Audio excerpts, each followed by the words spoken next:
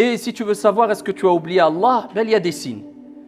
Et si seulement on méditait quant à ces signes, eh bien beaucoup se tairaient. Allah Azza wa Jalla nous dit dans le Coran وَلَا تَكُونُوا كَالَّذِينَ نَسُوا اللَّهَ فَأَنْسَاهُمْ أَنفُسَهُمْ. Et Allah il nous rappelle qui sont ces gens-là. أُولَٰئِكَ هُمُ الْفَاسِقُونَ. Allah Azza wa Jalla nous dit et ne soyez pas comme ceux qui ont oublié Allah. Ça veut dire quoi oublier Allah? Ça veut dire que tu ne penses même pas à Allah, tu ne reconnais pas que Dieu existe? Non, pas du tout. Mais le problème, il n'est pas là. C'est pas quand on ne pense pas à Allah, c'est quand on ne pense pas assez à Dieu de telle sorte qu'on obéit à Allah subhanahu wa ta'ala et qu'on s'écarte des actes de désobéissance. Oublier Allah, ça veut dire que tu te détournes de son obéissance, tu oublies que tu dois l'adorer, tu oublies que tu dois lui obéir et tu oublies que tu dois t'écarter de ce qui est mauvais pour toi, en d'autres termes, ce que Allah t'a interdit, parce que tout ce que Allah t'a interdit, que tu le comprennes ou pas, c'est un mal pour toi. Eh bien c'est ça, ici, oublier Allah.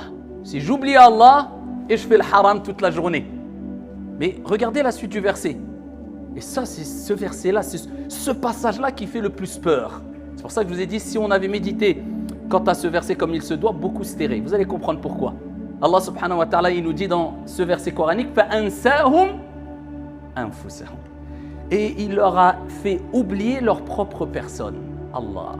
Donc un des signes que tu as oublié Allah et qui bien sûr provoquera le fait que Dieu t'oubliera, t'abandonnera, tu seras voué à ta propre merci, catastrophe, c'est ce qu'on n'espère pas, eh bien c'est que tu oublies ta propre personne. En d'autres termes, tu ne t'occupes pas de l'éducation de ton âme, tu ne t'occupes pas de faire des efforts sur toi-même, tu ne t'occupes pas pour te corriger, tu ne t'occupes pas pour progresser. Alors, on est tous faibles, on fait tous des erreurs, on glisse, on se relève, c'est comme ça, c'est un marathon. La pratique religieuse, ce n'est pas un sprint, faire aller trop vite et ensuite faire des dégâts et faire plus de mal que de bien. Attention, quand le prophète alayhi salatu wassalam nous rappelle dans le sens ici que la religion est quelque chose de grand, d'énorme, si tu essaies de prendre le dessus, elle t'écrasera. C'est pour nous rappeler, attention, doucement mais sûrement, mais cela ne veut pas dire, pardon, je n'avance pas, je n'évolue pas. Pose-toi la question, est-ce que j'évolue?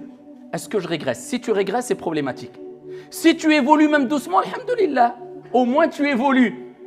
Mais stagner, ne pas progresser et régresser, eh bien là c'est problématique. فَأَنْسَاهُمْ أَنفُسَهُمْ. Allah leur a fait oublier leur propre personne. Eh bien quand tu vois des personnes qui s'occupent plus des autres que de leur propre personne, c'est-à-dire ils ont oublié leur personne, cela veut dire tout simplement qu'Allah subhanahu wa ta'ala les a sûrement oubliés. Et quand Allah oublie une personne, eh bien sache qu'il est voué à sa propre merci. Il n'a plus le soutien, ni l'aide, ni l'assistance de son Seigneur tabaraka wa ta'ala. Après cela, quoi espérer?